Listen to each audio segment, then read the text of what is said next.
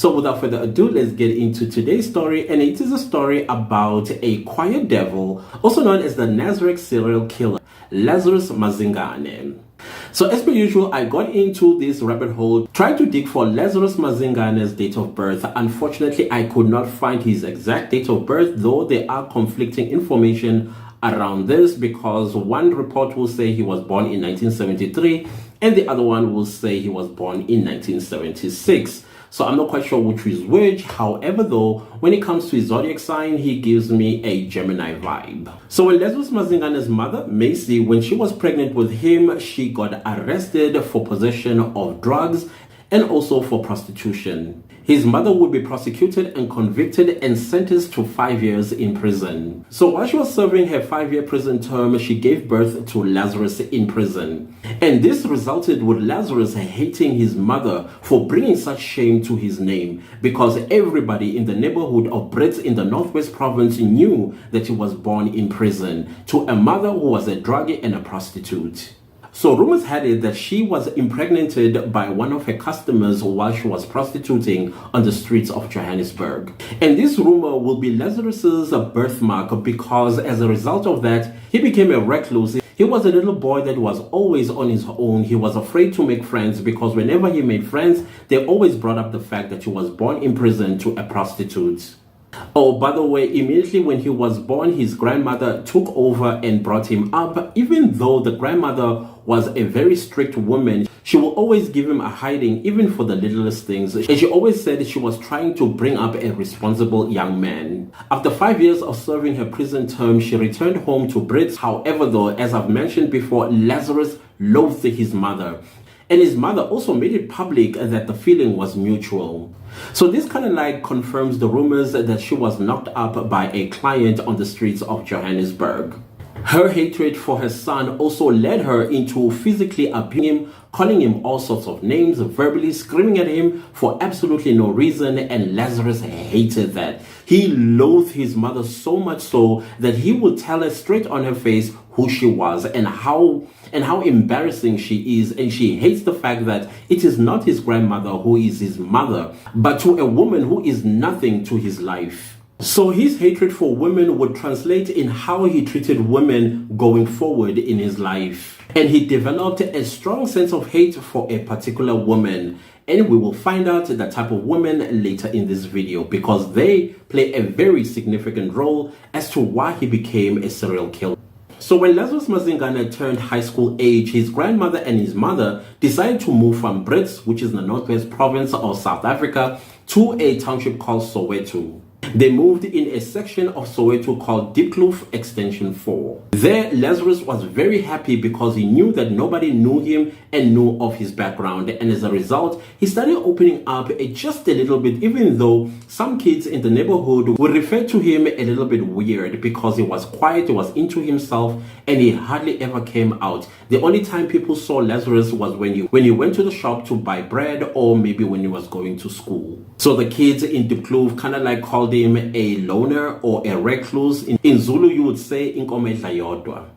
So though Lazarus was a little bit into himself, like I said, when he moved into Diepkloof, nobody knew him. No one knew of his background. And as a result, he started opening up a little bit. And that led to him making a friend, somebody that he considered as his best friend. And this was Lazarus' first best friend. However, Lazarus' mother was not happy with the type of friend that Lazarus made. For some reason, she had this strong sense that this boy was nothing but trouble, and he was going to introduce her son to a life that will turn him into something else. And so she tried to speak to him against making friends with such a boy. Lazarus would not hear of it, so his mother would say, "Listen, I come from the streets, I know boys like this, and they are no good news." Lo and behold, Lazarus's best friend used to take alcohol while he was still in high school. He smoked cigarettes and also was involved with a very dangerous gang known in Soweto that hijacked cars and also would steal from people, mug people, and cause all kinds of havoc in the township. But Lazarus seemed to be unfazed, and also he seemed to kind of like enjoy being around this boy because he was fascinated with the life that he was leading. Every time the boy tried to give him a cigarette, he would say no. Every time they would give him alcohol, he will also say no. The reason why he hated cigarettes and alcohol is because his mother took alcohol as well as smoked, and so he associated these two items as something that he loathed together with his mother.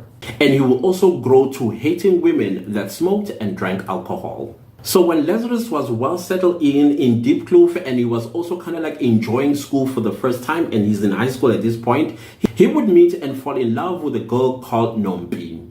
Lazarus and Nompi were known to be the it couple in Diepkloof because everywhere he was, there she was. Wherever she was, there he was. So it was kind of like a very beautiful thing, kind of like couple goals type of relationship that everybody aspired to have because they seemed to love each other so very much. And other girls as well would want Lazarus to be their boyfriend because of the way he was treating Nompi in a kind, loving manner. Up until Lazarus married Nompi, and that is when all hell broke loose for Nompi because Lazarus will beat her to a pulp for absolutely no reason.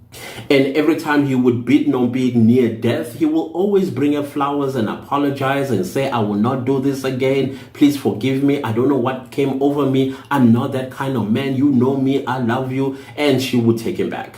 To his friends, Lazarus was clean, intelligent, well-kept, and he always was a kind man. Even the teachers at school felt that he was a good boy that all boys should be like. So when Lazarus graduated from high school, he got himself a job as a taxi driver. However, though, when he got this job, he did not have a driver's license. And every time when he was stopped by the Metro Police asking for his driver's license, the owner of the taxi would be the one that got the ticket. So the taxi owner was like, you know what, I have to let you go until you get yourself a driver's license. I am tired of paying the city for you not having a driver's license every time you are stopped by the police. Lazarus's boss, the taxi owner, used to describe Lazarus as quiet, well-behaved, a gentleman, always clean, and he always brought the taxi back. So in the mid-1990s, South Africa was experiencing the dawn of democracy. This is where apartheid was actually coming to an end, and on the 27th of April 1994, the dawn of democracy came to reality, and we had a new government, and South Africa became a constitutional democracy. So while South Africa was celebrating this new life and South Africa being reborn, many people would leave their township, their villages and cities, going to big cities like Johannesburg, Durban, Cape Town and Bloemfontein, looking for greener pastures. However, though, at the same time, South Africa will be hit by a spat of serial killers. Some of them, I have covered them in this very channel, like your Moses Sithole, who would prey on women that were looking for work, and he would pretend to be a company owner looking for women to come and work either as a secretary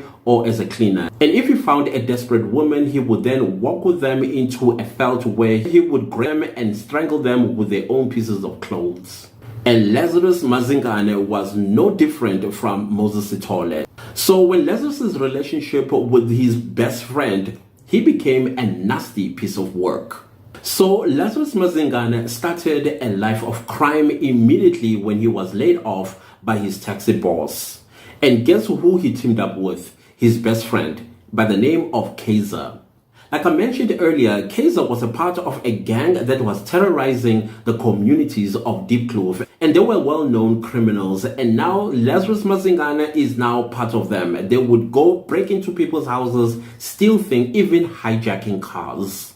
However, as Lazarus was growing a little bit older, he became very tired of the lifestyle that he was leading. So he decided that he'll become an upstanding member of society by looking for another job. And this is where he met a couple that took him in a South township called Orange Farm, which is about 40 kilometers away from Soweto.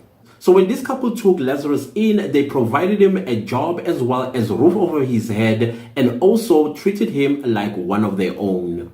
However, the job did not pay as much as Lazarus would have liked. So he was like, okay, fine, I will continue working for this couple because he also liked them and they also loved him like a son. This frustrated Lazarus a lot because he would not have enough money. The reason why Lazarus was not always having enough money It is because he was cheating on his wife Nombi. And so the women that he was cheating with, they always wanted one thing or another. He even had a girlfriend in Orange Farm that he impregnated. Or so he thought. Now, out of the blue, Lazarus disappeared from Orange Farm. He basically upped and left, didn't tell this couple where he was going to, but he would come now and again to say hello to the family, and he would also go and visit his girlfriend who was pregnant.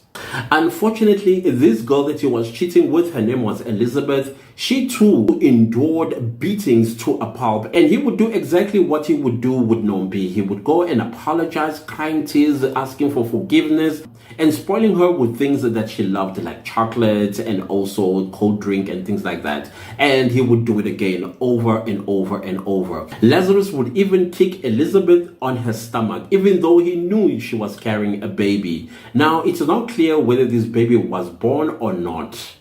So Lazarus would say that the reason why he beat Elizabeth is because she cheated on him. She would cheat on him with many men. And I ask myself this question: you are married and you are cheating. Okay, whatever.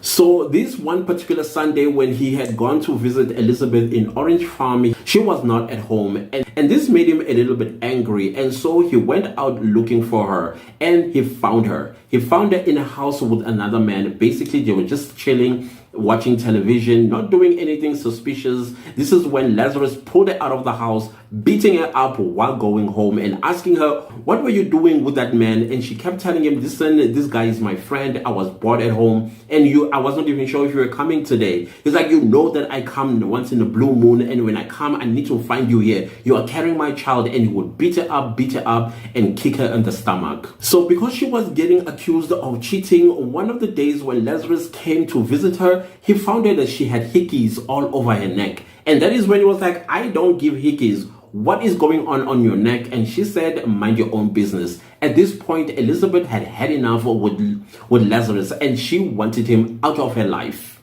Lazarus said all he could see was nothing but darkness because he blacked out. And when he came to, he found that he had beaten Elizabeth half to death. When Elizabeth came to, she ran out and went straight to her mother's house. Of course, Elizabeth's mother was furious. She was so furious that she went to Lazarus to confront him. When she got there, she told him everything that he did not want to hear. She called him names. The first thing that she called him was impotent and infertile, and that the child that Elizabeth was carrying was not even his. The child belonged to the man that Lazarus found Elizabeth in the house with, and that is the father of the child, not you, because you are infertile. Come to think of it, Elizabeth and Nombi never had a baby. So anyways, I digress. And Lazarus said, as Elizabeth's mother was going on at him, embarrassing him in front of everybody, he pulled out a gun because he blacked out.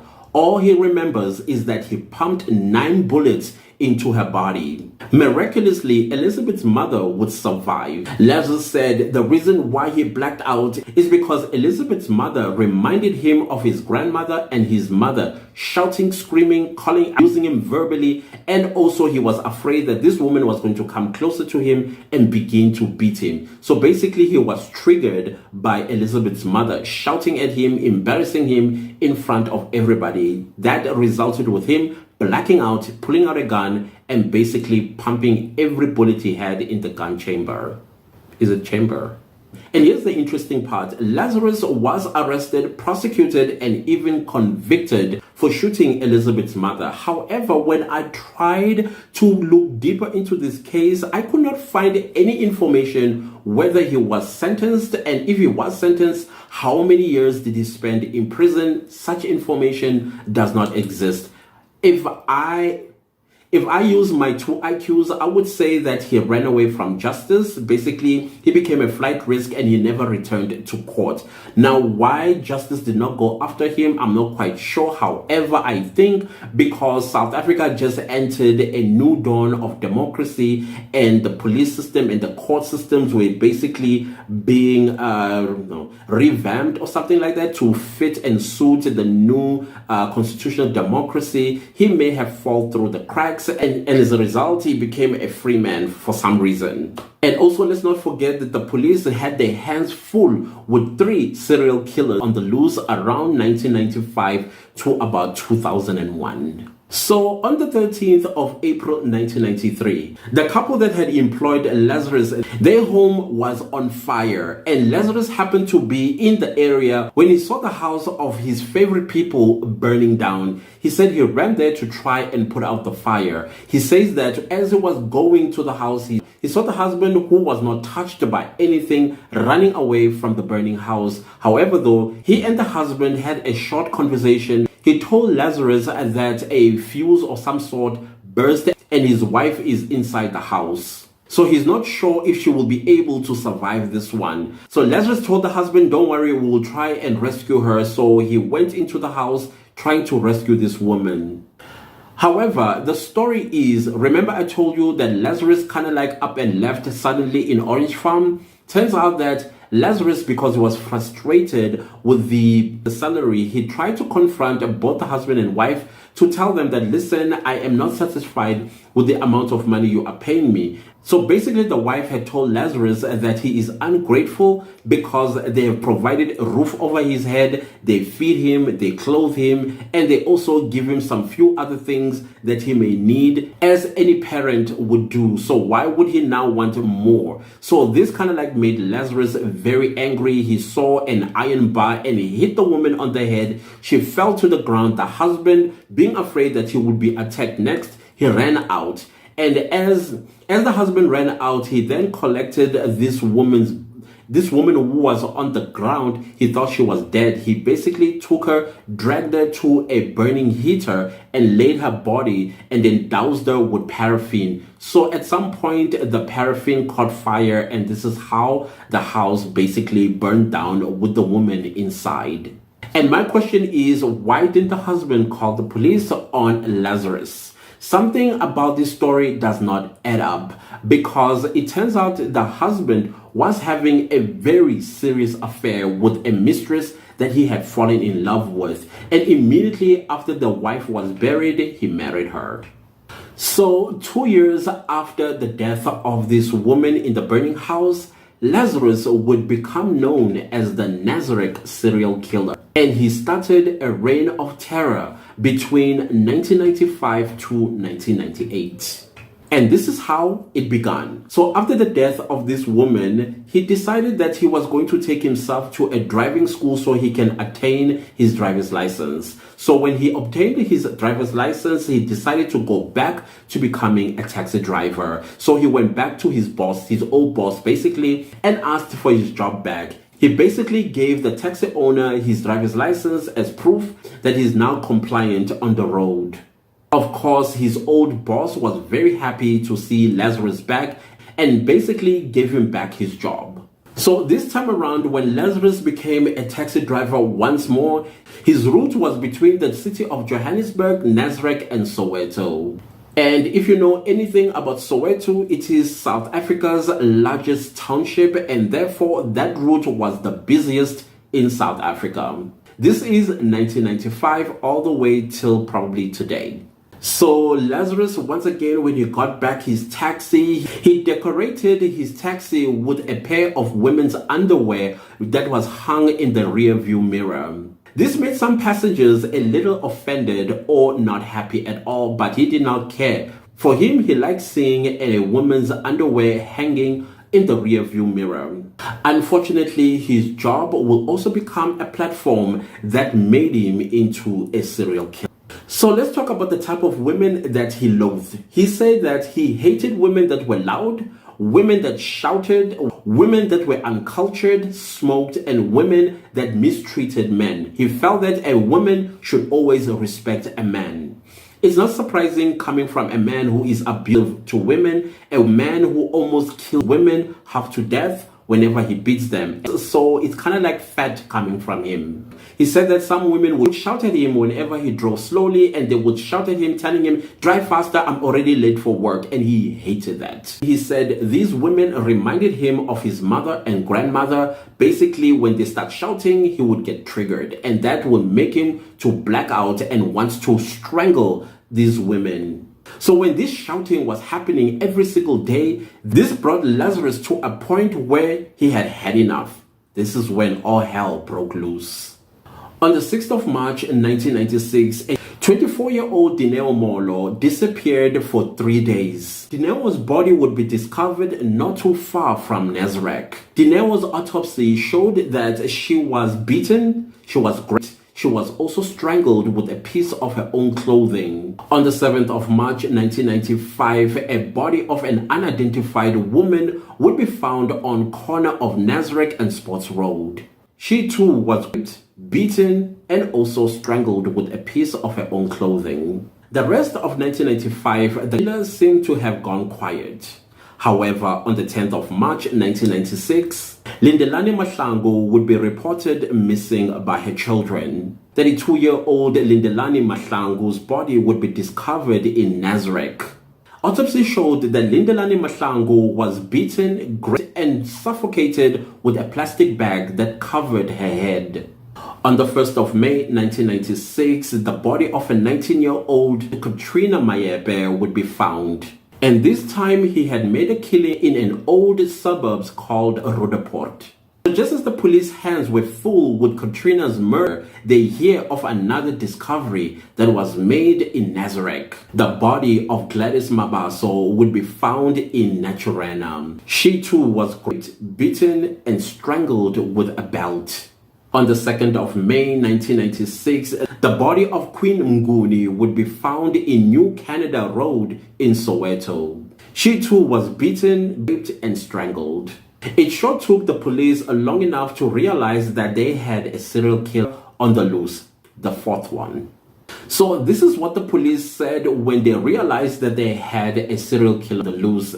Let me quote them. The police noticed that the serial killer had a very clear modus operandi. He forced himself on his victims, beat them, and strangled them with their own pieces of clothing and dumped them in the same area or nearby area. And the other thing that they noticed about the serial killer was not whenever he strangled these women with their pieces of clothing is that, let me read it again. The knot would have a double loop around the victim's neck. This unique knot would be called the Lazarus Mazingana knot. So when the news broke, 6 women were already murdered by this serial killer. And the police warned women in Soweto, Nazareth, Omonde, and Naturena to be on the lookout, especially for anybody that tries to offer them a job. At this point in time, the police were not clear what method he used to lure these women. So they thought because Moses Sithole was luring women with a promise of a job, probably the new serial killer was also doing the same thing, kind of like a copycat serial killer. The women in all these places were up in arms. They wanted the police to find this man because they were now afraid to leave their homes to look for work or go to work, and they were also afraid for their girl children. Many women asked why did the death penalty was abolished. Actually, the death penalty was abolished in 1995. That's because the previous year, the South African Constitutional Court would hear and decide on a landmark case called the State versus Makonyane. The court ruled that the death penalty was unconstitutional, therefore abolishing the death penalty in South Africa. So the pressure was mounting on the police to find this serial killer because things were getting out of hand. Even the Minister of Safety and Security at the time was up in arms wanting a solution to this problem. Even Nelson Mandela, who was the president of the Republic of South Africa, also expressed his own concern. And this is when the police brought in an A-lister investigator called Piet Belleveld. Piet Belleveld's hands was already full with the investigation of Moses Sithole, whom he was very close to catching. He also had 2 other serial killers that he needed to catch. And now Lazarus Mazingana was the 4th that he needed to catch. When Piet Belleveld took over Lazarus Mazingana's case, everybody was a little bit relieved because they knew that he was going to catch whoever this serial killer was. However, when Pete Belfeld was looking through the dockets that were handed over to him, he was livid to discover that the police who were investigating the case of this Nazareth killer, they have shown all their cards in public, basically telling the serial killer that this is the type of person they are looking for, and these are the things that he does, and these are the kind of knots that he ties around his victims. And so he said this was too much information, that the serial killer was going to now change his modus operandi and basically throw the police off on their investigations. So he was livid that the police were careless with this information by publishing it to the public. Despite all the reporting that Lazarus was watching on the news, he continued killing women. On the 6th of May 1996, the body of Rose Vilagazi would be discovered in Nazareth. And this time around, Lazarus would beat his victim, he would strangle them, and then he would take their underwear and shove them down their throat, which kind of like suffocated them, and he would leave them there. Or he also them.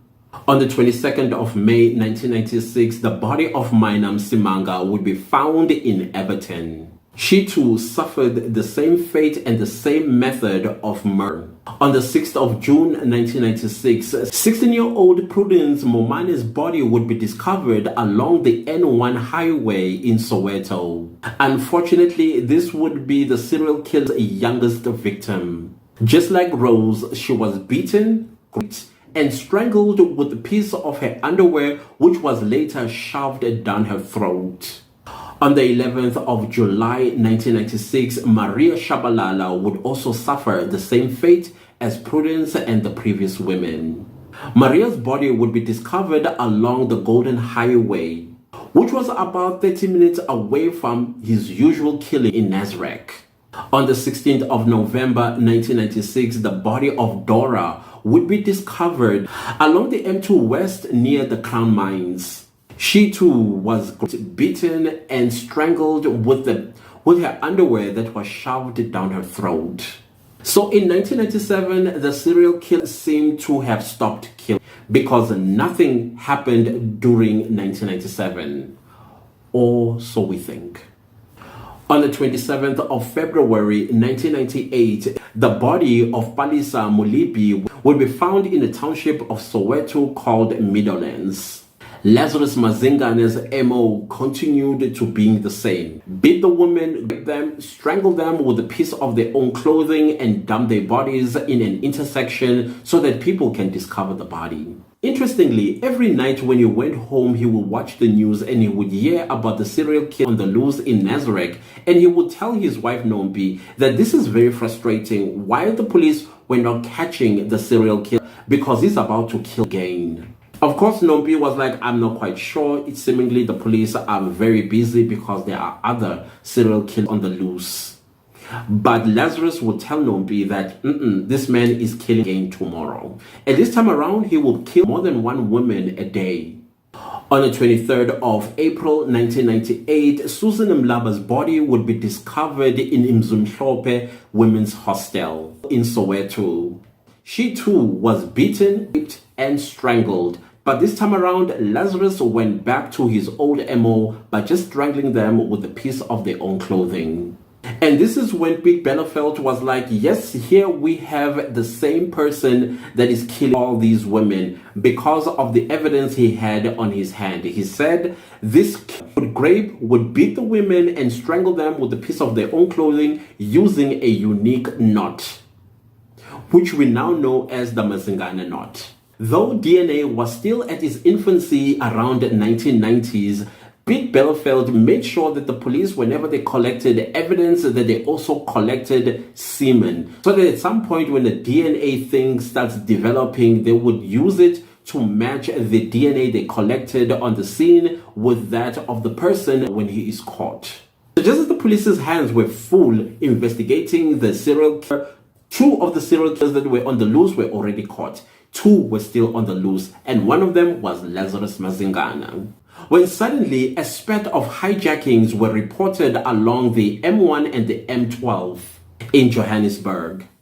So this was the modus operandi of the hijackers. They basically took rocks, big enough for a car. If they tried to run over them, the car would get damaged or the tires would puncture. So they would lay these rocks across the road that the driver would stop before hitting these rocks so that he can remove them and then drive through. And when the driver stopped, this is when the hijackers would spring up from nowhere and offer to help. That is when they would take out their weapons and then basically take the car away. On the 16th of June 1997, a couple was coming from a relaxed day. On the 16th of June, by the way, in South Africa, it is a public holiday called Youth Day. This is in commemoration of the 1976 June 16, where the apartheid government shot and killed some students who were protesting against being taught in Afrikaans. So this couple and their baby were coming back from relaxing at Hartbeespoort Dam and they were headed home. When they came across rocks that were laid across the road, the husband got out of the car to try and remove them so he can pass when out of the blue, a man came up behind him and offered to assist him. When he said, no, it's okay, this is when he took out a gun and said, get into the car and sit on top of your wife while the hijacker drove with them. The baby woke up and realized that the parents were kind of like crying. The baby started screaming as well. And this hijacker couldn't care less. When they got to a secluded area, this is when he ordered them out, told the husband to lie on his belly while he dragged the woman and he basically raped her. After he was done raping her, he took her back to the husband, and the baby was still screaming in the vehicle because it was in the baby seat. And then he told them, listen, I'm going to let you go, but if you ever go to the police, I will find you and I will murder you. I have killed people before. He went, took out the baby out of the baby seat and gave the baby to them, and he drove off. The moment that the couple got an opportunity to go to the police station, they went and reported this incident. So at the police station, the police collected DNA evidence from the victim. And at this time, DNA testing was now starting to develop into something. So they took the semen from the latest victim, they matched it with the other DNAs that they have collected, and guess what? It comes from the same perpetrator. Meaning that when in 1997, everybody thought that the serial killer had gone quiet, actually, he had changed his MO. He was now hijacking cars.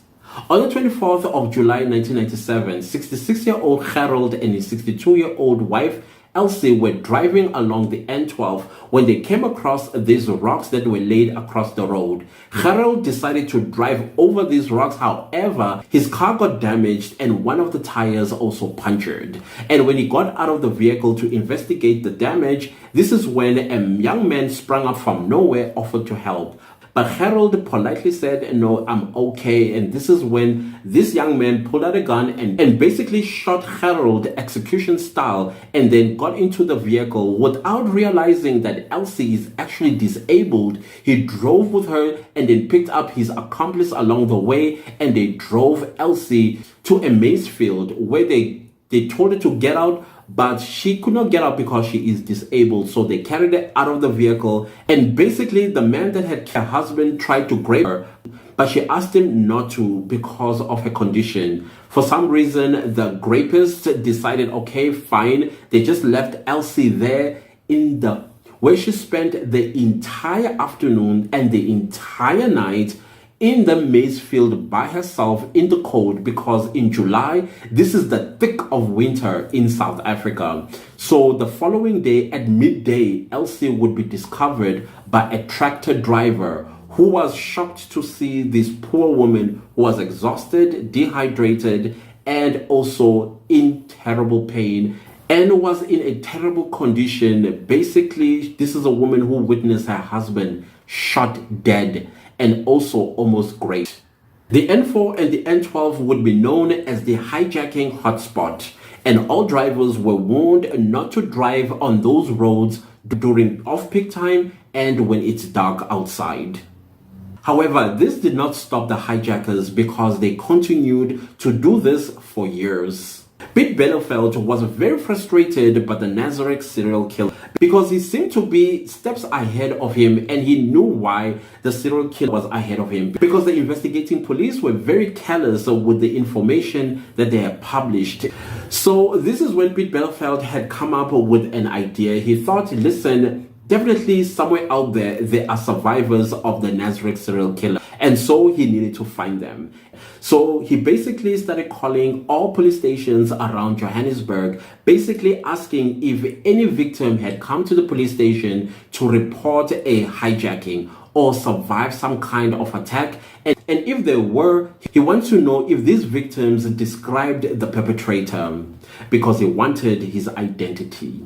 He also wanted victims that had come to the police station to report that they were either kidnapped, beaten, raped, and survived. In no time, 6 women came forward, and they all had the same story to tell. And each and every one of these women had the same description of a man that had done all these things to them. So when Pete Belfeld was interviewing these survivors, he was noticing a common denominator about them: their mannerisms, the way they dressed, the way they talked, and the color of the nail polish that they wore.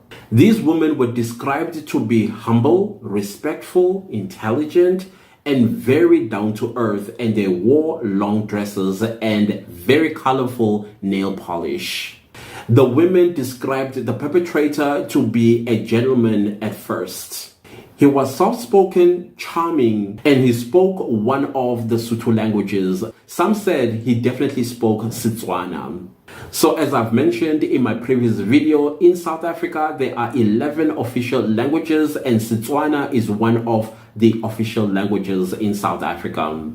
The women said he was in his early 20s, he was clean and very charming. These women also said he was in his early 20s, a taxi driver whose route was between the city of Johannesburg, Nazareth, and Soweto. So Pete Belfeld now had a clear picture of who he was looking for. He was looking for a young man who is in his early 20s. He drove a taxi and his route was between the city of Johannesburg, Nazareth, and Soweto. And he spoke Sesotho. Now, the taxi industry in South Africa, it is usually run by Zulus.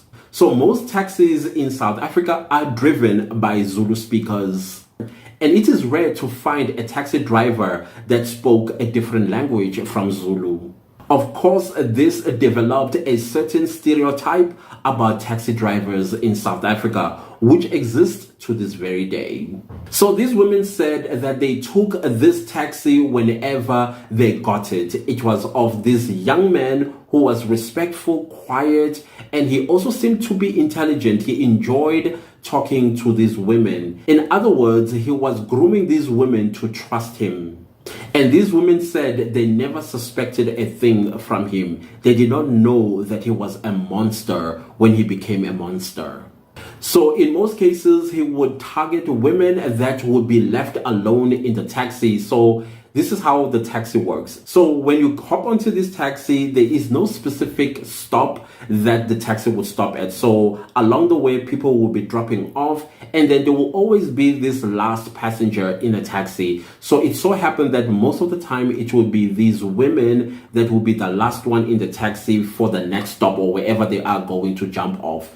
And so those are the type of women that he targeted. And he went for a specific type of woman. She needed to be humble, respectful, did not smoke or drink, because those are the questions he would ask them. And also working. Those were the women that he targeted, not the loud, the ones that shouted at him and reminded him of his mother and his grandmother. And that to me is an irony, because you would have thought he would go for those ones as revenge to what he has been put through by his mom and grandmother. So these women said when they were left alone in the taxi with the driver, he would drive to a secluded area where he would drag them out with a gun and basically grab them, beat them, and then he would leave them there for dead after he had strangled them, thinking that he had killed them. So in the early 2000s, a lawyer's wife was driving along the N12 when she came across these rocks. She decided that she was going to drive over the rocks because in her mind, she thought this is a trap of some sort. Unfortunately, just when she got under the bridge, the car tire had punctured, and so it slowed the car down. Then she got onto her mobile phone and called a friend and told the friend where exactly she was. So just as she was busy on the phone, a young man sprang up from nowhere, banged on the window and said, "Get out of the car." She refused to get out of the car. He basically forced the door opened, dragged the woman out, took her into the bush, raped her, beat her, strangled her. He did not kill her. When he realized that she was not dying, he then told her, "You go to the police, I will hunt you and I will kill you." He then took off with her car. Now, because she had spoke to her friend while she was under the bridge stuck, the friend came to that location, basically took her straight to the police station where she reported the incident. The police collected DNA from her, and then in no time, the perpetrator was caught.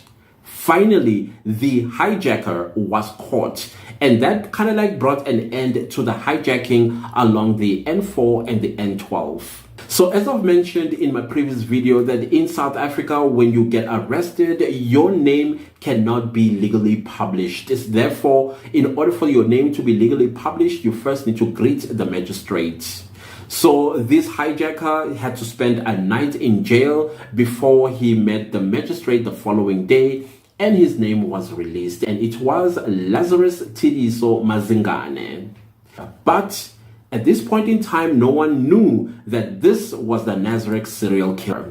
Lazarus Mazingana would be prosecuted and found guilty for the hijacking, rape, and assault of the lawyer's wife, and he would be sentenced to 35 years in prison. So Pete Belfeld and his crew were still busy looking for the Nazareth serial killer. He already bagged Moses Sithole, Cedric Marke, and the third serial killer. Now he was looking for the Nazareth serial killer. He didn't know that the Nazareth serial killer was already in prison, serving a 35-year prison term.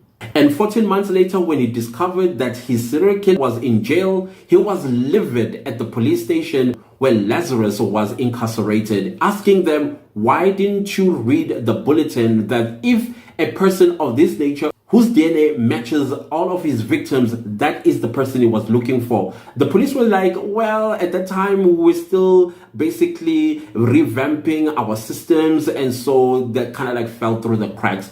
But Pete Belfeld did not want to hear that excuse. However, though, he went to the prison where Lazarus Mazingana was serving at, and basically collected him from there, drove him to Brixton Murder Unit.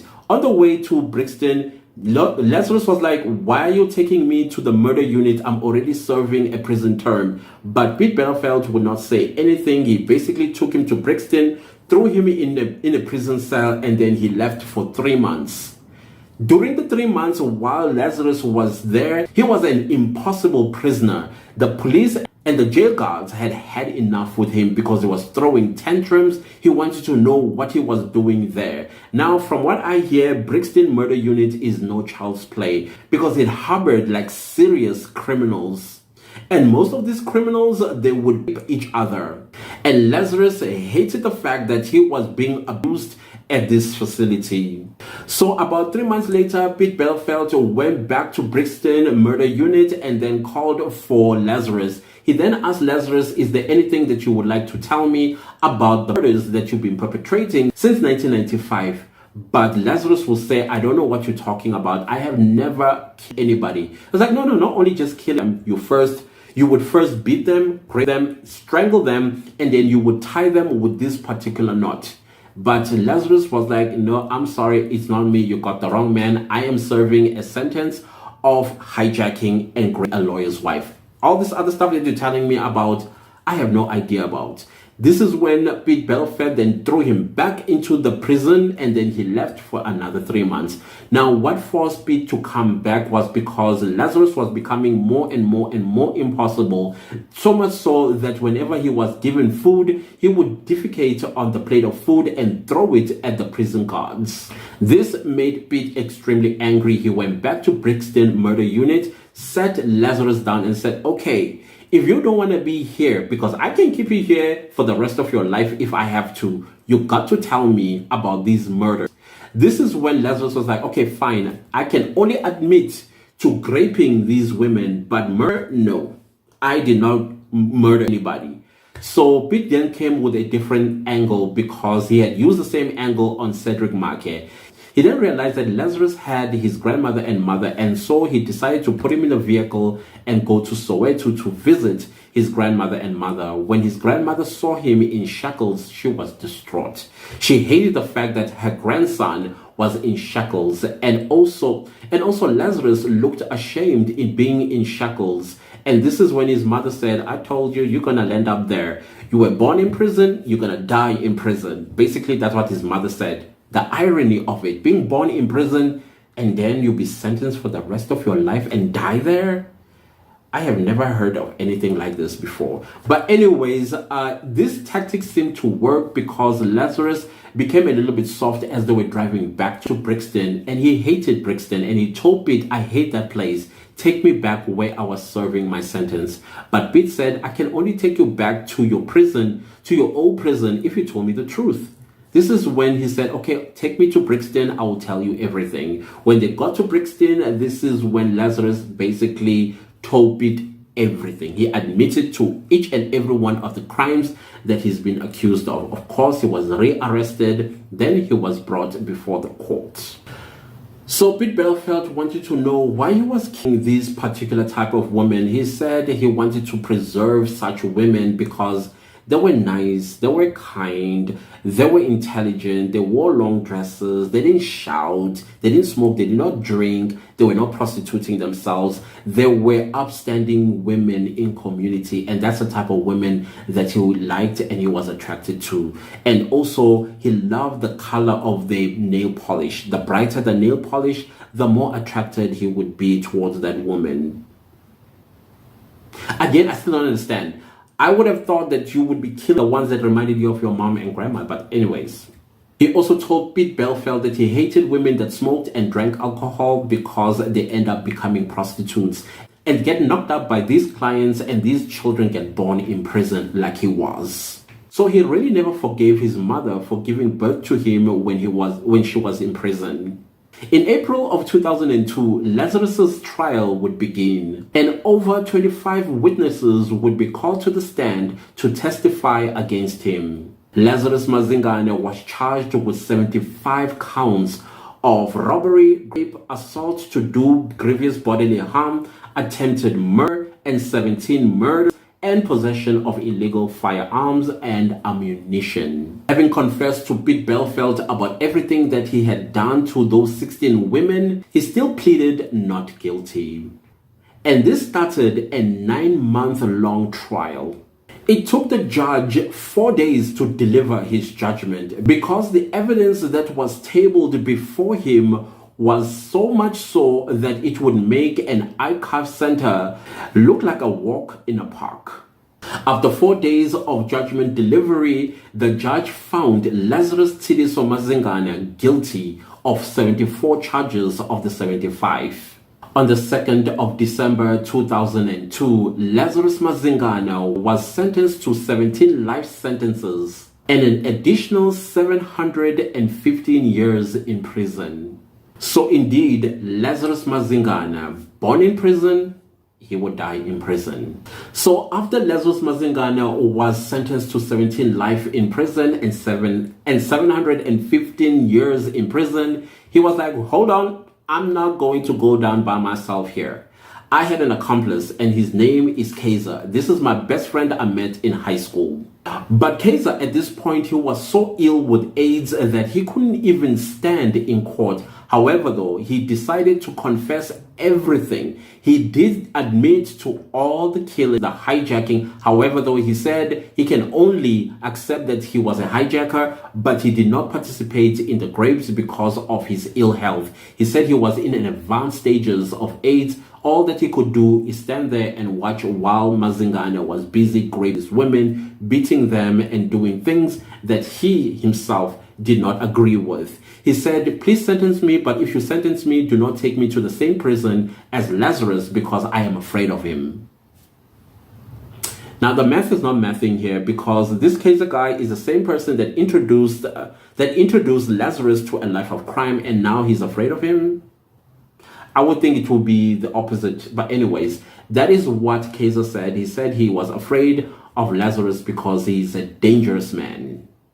You're a dangerous man too. But anyways, so Kaiser was also sentenced to 35 years in prison for the hijacking of the lawyer's wife. Well, that is the story of the quiet devil, the Nazareth serial killer, Lazarus Mazingana. So if you like this video, give it a like. If you have not subscribed to my channel, do subscribe, and don't forget to click the bell notification so that you get notified every time I upload a new true crime video. Do leave me a comment down below. I like interacting with you guys. Thank you for watching. I will see you next time with a new true crime video. Goodbye.